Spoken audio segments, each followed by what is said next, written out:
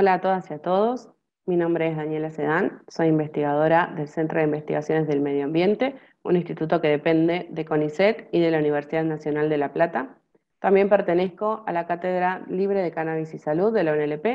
y hoy voy a compartir con ustedes esta charla donde vamos a hablar sobre productos derivados de cannabis en Argentina y cómo vamos hacia una red de acceso seguro al cannabis terapéutico.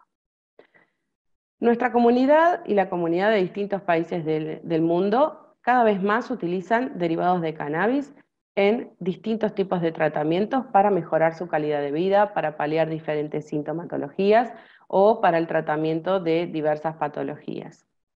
Este tipo de tratamientos va a estar vehiculizado fundamentalmente por el consumo de aceites derivados de cannabis, cremas, ungüentos, tinturas, resinas o incluso las mismas flores que pueden ser administradas siendo vaporizadas.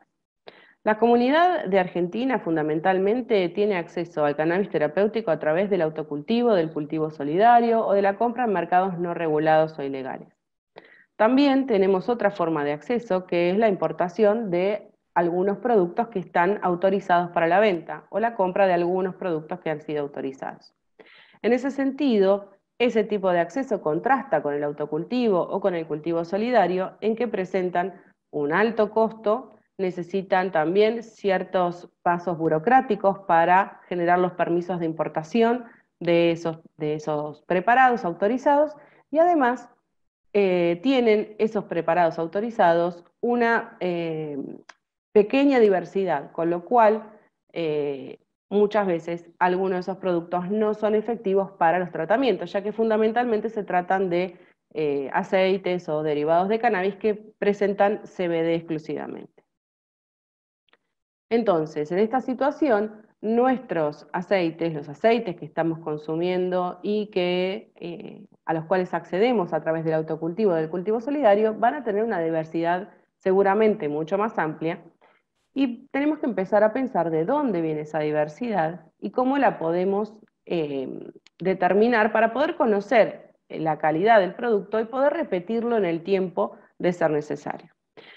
Uno de los puntos que ofrecen variabilidad es el cultivar de cannabis que estamos empleando. Como conocemos, cada cultivar o cada grupo de cultivares tiene un cierto quimiotipo asociado, que es diferente probablemente del quimiotipo que presenta otro cultivar. Es decir, van a tener distinta cantidad de cannabinoides, van a tener distinta relación entre los cannabinoides que están presentes, van a tener diferentes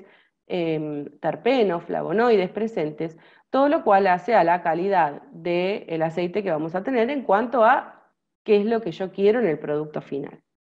Y además, no solo el cultivar va a generar variabilidad, sino también la manera de cultivarlo. Como saben muchos que están escuchando esta charla,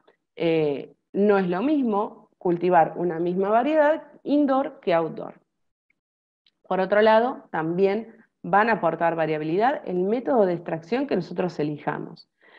En esta situación, cada persona o cada grupo de cultivo tiene su método de extracción que utiliza habitualmente, que le sirve o que incluso utiliza para obtener ciertos productos y tiene otro método de extracción para obtener otro tipo de productos. Entonces, en este caso, tenemos que conocer que no es lo mismo que yo haga una extracción alcohólica o que haga una extracción a través de un macerado, y también que no es lo mismo el tiempo de tratamiento que yo esté realizando, el tiempo de contacto entre los solventes, el tiempo de macerado, la temperatura que yo obtenga, ¿sí? Y en qué temperatura esté trabajando ese método de extracción, con lo cual es importante que conozcamos eso y que podamos protocolizarlo. Todas estas características y muchas más que seguramente habrán quedado en el tintero aportan a la diversidad de los productos a base de cannabis a los que accede la población. Entonces nuestro grupo de trabajo empezó a pensar cómo es el perfil de los cannabinoides de los productos que usa la población en Argentina. Y para eso nos propusimos como objetivo acercarnos a ese relevamiento de cuál es ese perfil, y para eso empezamos a trabajar con muestras de aceites, resinas y flores que llegaban hasta nuestro laboratorio en el marco del proyecto de investigación que estamos llevando adelante en el Centro de Investigaciones del Medio Ambiente, donde analizamos más de 400 muestras y que derivó en la publicación de este trabajo científico en la revista Cannabis and Cannabinoid Research, que salió a principios de este año, donde presentamos los primeros datos de un relevamiento de muestras realizadas en la comunidad. En este sentido, nosotros trabajamos, como les decía, con más de 400 muestras, donde utilizamos 34 muestras de inflorescencias, 40 muestras de resinas y 362 muestras de aceite. Estas muestras venían de una gran variabilidad de origen, con lo cual resultan representativas de qué tipo de productos está utilizando la población en este contexto. En el caso de los aceites, que eran la mayor proporción de las muestras estudiadas, y que además tenían una gran variabilidad en cuanto al origen y en cuanto a las patologías que estaban tratando o los objetivos terapéuticos que tenían, decidimos dividirlos en 3 subgrupos, tratando de vincularlos a través de la manera en la que llegaban al laboratorio. Entonces tuvimos un gran grupo de aceites que llamamos generales, con unas 220 muestras, donde incorporamos aceites de usuarios o cultivadores que producían sus propios aceites, pero que no estaban referenciados con ninguna ONG o con ninguna institución. Después teníamos unos 125 aceites que provenían de pacientes que estaban utilizando el servicio de cuidados paliativos del Instituto Oncológico Ángel Roffo y que estaban siendo partícipes de un estudio observacional que estaba dirigido por el doctor Álvaro Saurí junto con su equipo en ese hospital. Y finalmente un tercer subgrupo donde tenemos 17 muestras y que denominamos ACOFAL porque son aceites producidos por integrantes de la Asociación Cultivo en Familia La Plata a partir de variedades que ellos emplean con fines terapéuticos y que ellos mismos cultivan dentro de esta ONG y producen en cuanto a producción de aceites caseros. Sobre estas muestras realizamos la determinación de cannabinoides mediante técnicas analíticas de HPLC con determinaciones de detección UV y con arreglo de diodos,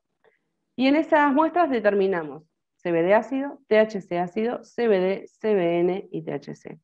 A partir de esos datos para cada muestra pudimos determinar y calcular la cantidad de cannabinoides totales y 2 relaciones que para nosotros resultan importantes desde el punto de vista de caracterizar un producto y aportar información que pueda ser de utilidad para el paciente y para el médico acompañante,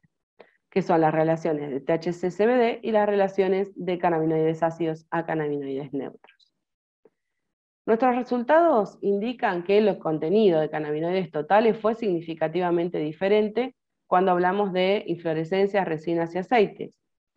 Como era esperable, las resinas fueron mucho más concentradas, unas 5 veces y unas 43 veces más que la cantidad de cannabinoides totales presentes en inflorescencias y en aceites, lo cual resulta lógico si nosotros pensamos en los procesos de concentración y de dilución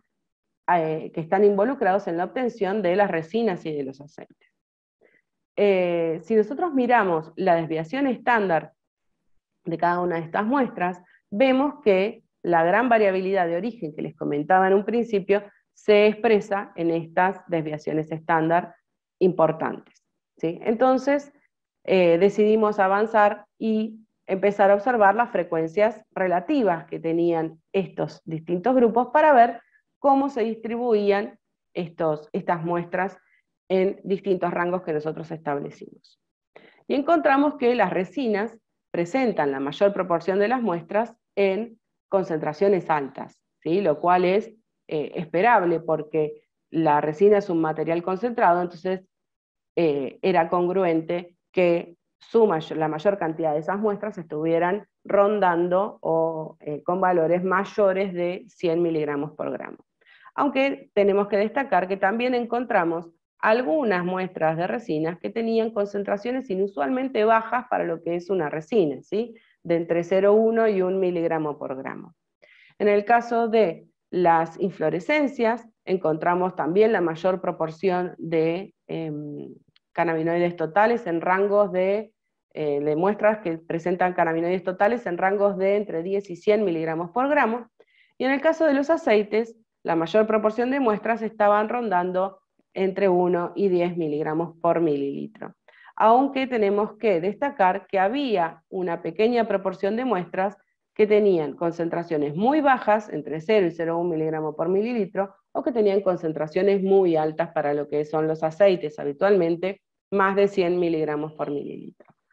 Además, determinamos la cantidad de CBN, que es un producto que habitualmente se asocia con la calidad en cuanto al envejecimiento o a un mal manejo de los materiales para producir aceites, resinas, o de un mal almacenamiento o un envejecimiento de las flores, y vimos que los niveles no eran significativamente altos, lo cual hablaba de un tratamiento que estaba preservando bastante bien los cannabinoides presentes en estos preparados.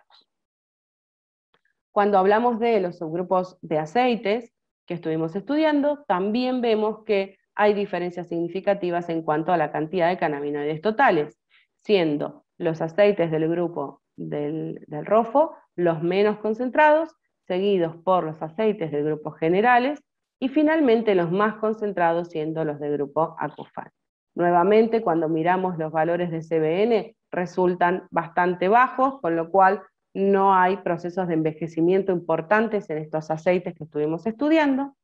Y cuando vemos las frecuencias relativas, vemos que los aceites del grupo general y del grupo ROFO se encuentran en rangos medios, entre 1 y 10 miligramos por mililitro, y en el caso del grupo Acufal se encuentran desplazados hacia concentraciones más importantes, entre 10 y 100 miligramos por mililitro, encontrándose incluso una cierta proporción de las muestras de esos aceites presentes en concentraciones mayores de 100 miligramos por gramo, lo cual es interesante desde el punto de vista de aceites muy concentrados, ¿sí? Y el empleo de esos aceites muy concentrados.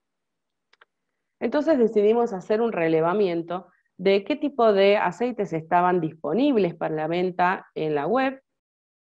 y qué características tenían y cómo se podían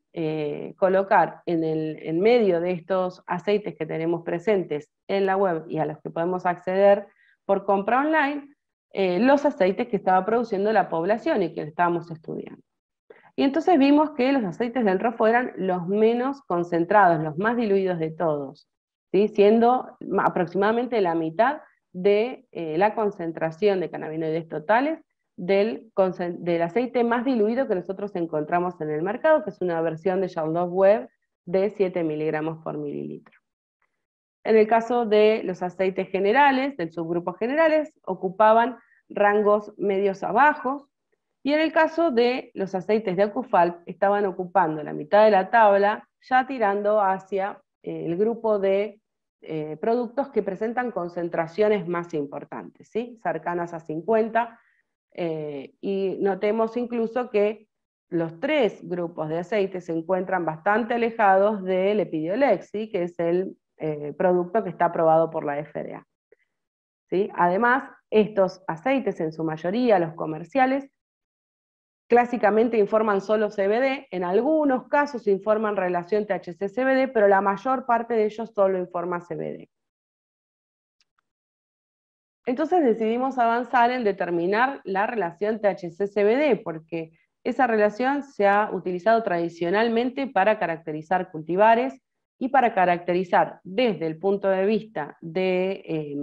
el aprovechamiento medicinal que se puede hacer de un aceite y cómo un médico va a indicarlo o cómo alguien que está acompañando en el proceso, algún profesional de la salud que está acompañando en ese proceso puede orientar al paciente dependiendo de las características que tenga o para qué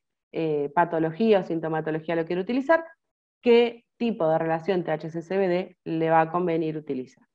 Entonces vimos que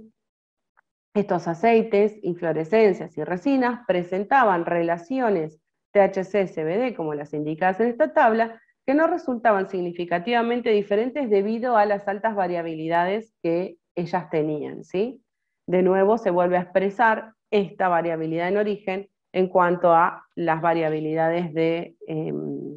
estas relaciones de THC-CBD, porque acá también incluso entran en juego las formas de preparar el aceite y de diluirlo.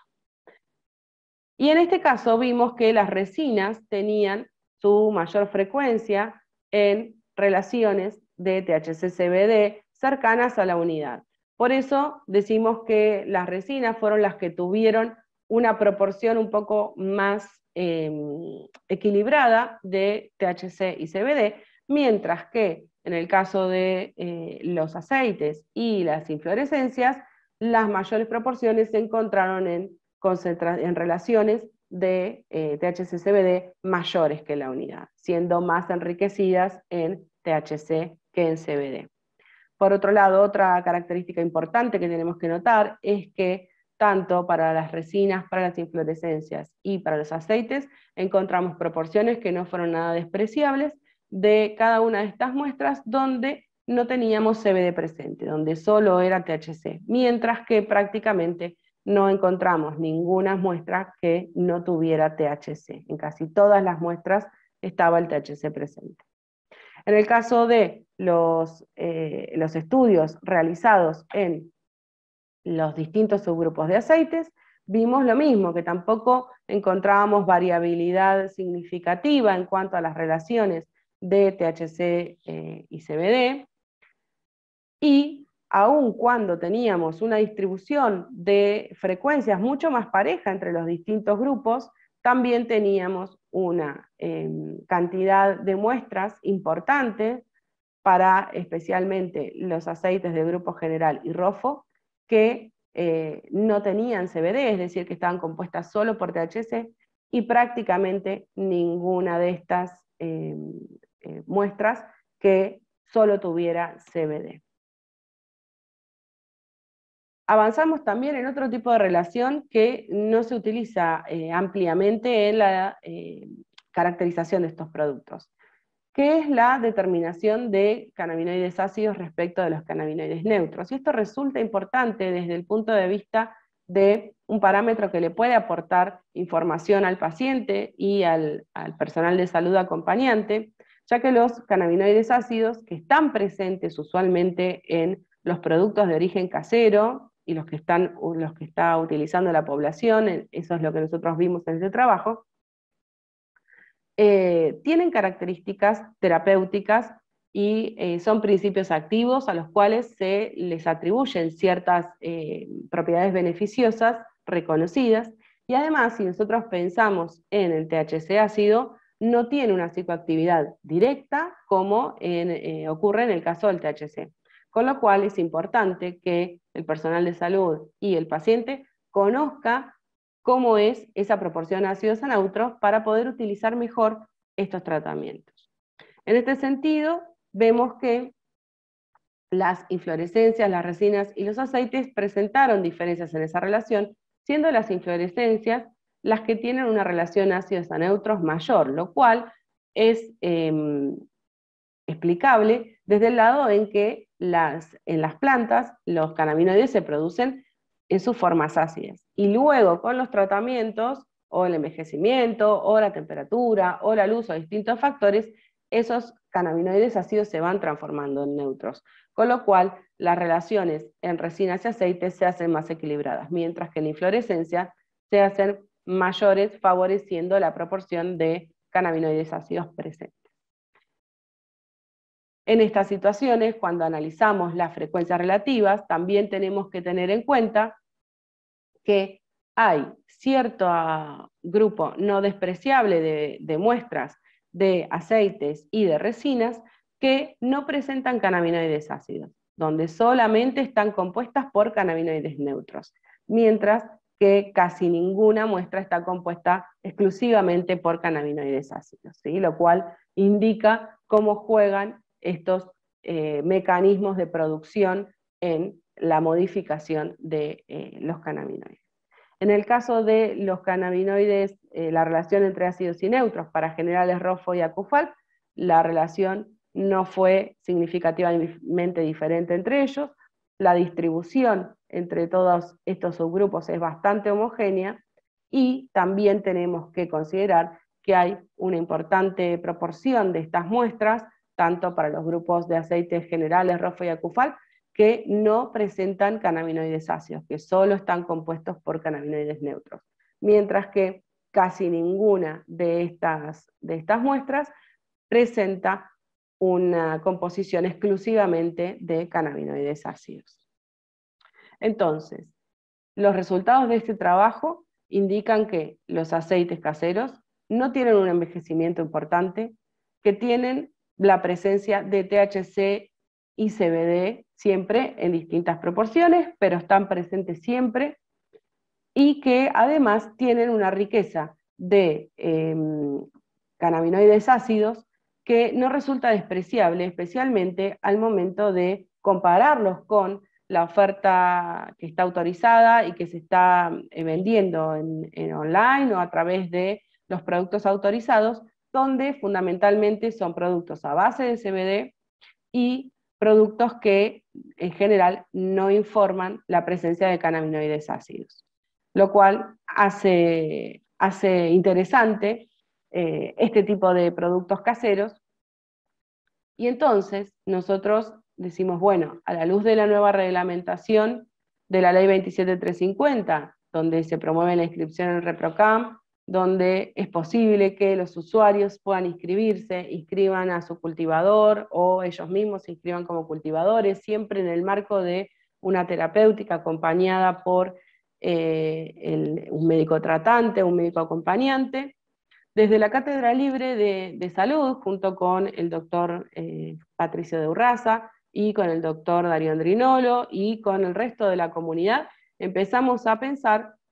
qué era lo que había que controlar, hay que controlar, qué sistemas de control podemos implementar y que se adapten a estas situaciones, siempre pensando en la manera de ir hacia un acceso seguro de los derivados de cannabis y aportando calidad a esos procesos. Entonces, empezamos a pensar qué tenemos que controlar. Y cuando nosotros pensamos en esos fitopreparados, aceites, tinturas, cremas, etc., rápidamente se nos viene a la mente el hecho de controlar cannabinoides, controlar terpenos, controlar la condición microbiológica de esos productos. Ahora, lo que tenemos que pensar ¿es suficiente ese tipo de control? ¿O es mejor empezar a controlar etapas previas donde pueda, con controles más sencillos que no requieran tanto gasto económico de determinaciones, asegurar calidad y sobre todo asegurar trazabilidad?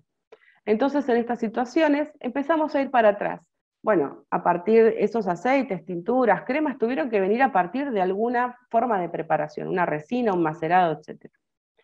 ¿Sí? Entonces tenemos que establecer esa manera de hacer esa preparación. Y para llegar a esa preparación tuvimos que tener un material vegetal, y ese material vegetal tuvo que venir de una manera de cultivar. Entonces, tenemos que establecer protocolos de cultivo claramente que nos permitan reproducir en el tiempo exactamente el mismo tipo de producto. Muchos de los cultivadores ya lo tienen puesto en práctica, cada cual tiene su protocolo, hay algunos que lo tienen muy detallado y la verdad que es muy importante que lo hagan así porque eso les asegura a ellos calidad también. Después tenemos que tener un protocolo de cosecha, almacenamiento, curado, etc. Por supuesto los protocolos de procesamiento y recién ahí después acceder a aceites, tinturas y ahí hacer los controles que se nos vienen clásicamente a la mente cuando pensamos en esto. Entonces, si miramos el primer punto de control, el control del cultivo, bueno, vamos a tener que diferenciar primero qué tipo de cultivo estamos haciendo. En nuestro país hay dos tipos clásicos de cultivos que utiliza la comunidad: cultivo indoor, cultivo outdoor, dependiendo de las condiciones y las posibilidades de cada uno. Por supuesto que cada uno de estos tipos de cultivo va a tener que estar protocolizado, va a ser importante que distingamos y caractericemos qué variedad estamos utilizando. Si hacemos la reproducción de nuestras variedades a través de esquejado o a través de semillas, porque eso también va a aportar al conocimiento de la variedad y a esa variabilidad genética que se puede obtener y que puede ser un poco más importante cuando hablamos de reproducción en semillas o menos importante cuando hablamos de una reproducción a través de esquejes de una planta madre. ¿Qué tipo de sustrato vamos a utilizar? Tenemos que controlar también. Si hablamos de un cultivo indoor, quizás sea más simple porque vamos a utilizar sustratos estandarizados, comerciales, o vamos a preparar nuestro sustrato a partir de otros que sean comerciales, con lo cual podemos estandarizar mucho más fácil esa situación. Ahora, si estamos hablando de un cultivo outdoor, donde estamos cultivando en el suelo que tenemos nosotros a disposición, ahí vamos a tener que tener prestar ciertos controles, prestar atención a ciertas características del suelo. Dependiendo del lugar donde nosotros estamos cultivando, vamos a tener ciertos contaminantes en una zona, ciertos contaminantes en otras. Pueden ser metales, pueden ser pesticidas, pueden ser diferentes situaciones. Lo mismo con el agua de riego, utilizar un agua de riego segura, libre de cloro, etc. Las condiciones de nuestro ambiente de cultivo también van a ser fundamentales. Temperatura, humedad, ciclo de luz, oscuridad, intensidad de luz, qué tipo de luz estoy usando, eso lo voy a poder protocolizar, me va a llevar cierto dinero, me va a llevar cierto gasto, pero lo voy a poder protocolizar mucho más fácilmente en un cultivo indoor. En un cultivo outdoor voy a tener que controlar las calidades de aire de mi ambiente o la presencia de otros cultivos cercanos, ¿sí?, que puedan traer otro tipo de contaminantes. Y lo mismo con los aditivos orgánicos que nosotros estemos utilizando para favorecer un correcto desarrollo de las variedades que estamos cultivando. Por otro lado, una vez que protocolizamos la manera de cultivar, tenemos que protocolizar la forma en la que cosechamos, cómo almacenamos, cómo curamos ese material. Y además también determinar qué material voy a usar. Si voy a usar solo las flores, voy a usar las hojas, voy a usar la planta completa, qué es lo que voy a hacer. Y en ese sentido, establecer esos protocolos de cosecha, almacenamiento y curado, donde vamos a fijar la temperatura, la humedad, que lo almacenemos al abrigo de la luz. Y todo esto nos va a aportar calidad y nos va a ayudar a poder determinar si existe, por ejemplo, presencia de hongos en los materiales vegetales que vamos a utilizar. Porque si están presentes debemos descartarlos, no utilizarlos para preparados medicinales ni para ningún tipo de aplicación terapéutica, ya que los hongos pueden pasar o incluso las micotoxinas que estos podrían producir. Llegamos al punto del producto que estamos generando, tinturas, aceites, cremas, y ahí tenemos que fijar los protocolos que vamos a utilizar en cuanto al tipo de producción de estos productos. Si lo vamos a hacer a través de una extracción alcohólica con posterior evaporación del alcohol para obtener una resina y disolverlo en el aceite, o si vamos a hacer un macerado a cierta temperatura o durante cierto tiempo en tal tipo de aceite. Esos procesos estandarizados nos van a asegurar calidad de nuestro producto y poder repetir siempre ese mismo proceso para obtener siempre el mismo producto con las mismas características. Y además, no solamente estandarizamos los procesos, sino también estandarizamos las materias primas. Si nosotros mantenemos la calidad de las materias primas, de los aceites que utilizamos, de las bases de las cremas que utilizamos, etc., vamos a poder aportar calidad y mantener homogénea la calidad del producto que estamos generando. Entonces, en esta situación, cuando tenemos estos productos establecidos, vamos a determinar cannabinoides claramente, de forma cual y cuantitativa, los cannabinoides totales, THC, CBD, esa relación, y la relación entre ácidos y neutros. También sería ideal que para caracterizar estos productos podamos determinar terpenos, por lo menos los más importantes, los más concentrados, ¿sí? Eso va a aportar a la caracterización completa de estos productos y al efecto séquito tan nombrado y tan importante en el aspecto medicinal y terapéutico de estos derivados del cannabis. Por otro lado, vamos a hacer un control microbiológico. En estas situaciones también tenemos que tener muy en cuenta, cuando hacemos una producción casera, de respetar y protocolizar también las medidas de seguridad de higiene en la que estamos procesando nuestros aceites, ya que podemos en estos pasos incluir contaminaciones cruzadas o que estén presentes ciertos microorganismos debido a que, por ejemplo, no se esterilizaron bien los frascos en los que vamos a envasar los productos una vez terminados. Básicamente, para este tipo de productos se determinan coliformes totales, coliformes fecales y Escherichia coli. También podemos agregar otro tipo de microorganismos como salmonella. Por otro lado, tenemos un control físico-químico, claramente con contaminantes, donde vamos a poder determinar contaminantes y sobre todo la estabilidad de esos productos, de los cannabinoides y los terpenos presentes en estos productos, ¿sí? Entonces, visto todo esto, nosotros desde la red, desde la Cátedra Libre de Cannabis y Salud, proponemos una red de acceso seguro al cannabis terapéutico, donde todos los actores involucrados en la utilización y el control y el seguimiento de los derivados de cannabis con fines terapéuticos estén presentes y tengan su rol e interacción. Desde ya las organizaciones sociales, los cultivos, las asociaciones civiles, los cultivadores individuales,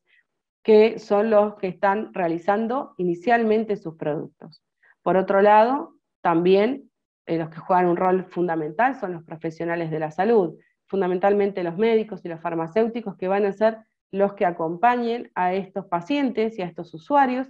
y puedan ayudarlos a seleccionar de la mejor manera el producto que les conviene utilizar para una cierta patología y además ayudarlos a interpretar cómo es que esos productos están afectando y mejorando la calidad de vida de cada uno de ellos en referencia a las patologías o a las sintomatologías que padecen. Por supuesto, estos dos actores fundamentales inmersos en instituciones de salud. Estas instituciones de salud nos van a dar el marco necesario para que esa interacción entre usuarios, pacientes y profesionales de la salud sea lo más eficiente posible y además nos van a proporcionar la institucionalidad necesaria para poder llevar adelante estudios de tipo retrospectivo o estudios de corte observacional, que aun cuando no sean estudios doble ciego, sí nos van a permitir aportar evidencia y aportar experiencias nuevas tan necesarias en el campo del cannabis medicinal. Y por supuesto, los laboratorios de las universidades y de los organismos científicos aportando a las determinaciones y al control de calidad que sea necesario realizar en el marco de esta red de acceso seguro donde los pacientes, los profesionales de salud y las instituciones puedan encontrar una manera de interaccionar lo más eficientemente posible. Este es nuestro grupo de trabajo, donde todo el tiempo estamos pensando y aportando desde nuestro humilde lugar nuestros granitos de arena para que cada vez el acceso al cannabis terapéutico sea más seguro y más inclusivo. Muchas gracias por su atención.